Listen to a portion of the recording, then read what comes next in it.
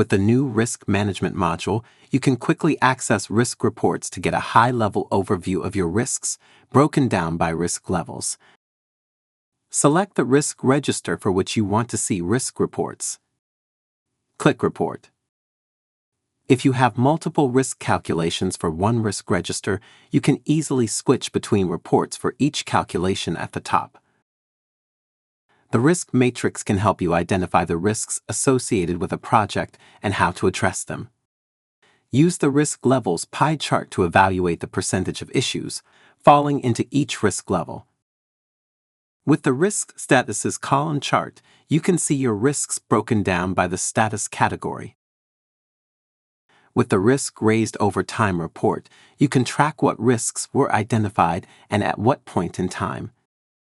To quickly access the risks of each report category, click Elements within each report and see particular issues in the Issue Navigator in Jira. Additionally, you can use filters to narrow down results in reports. To sum up, use the risk reports to gain a comprehensive understanding of your project's risks.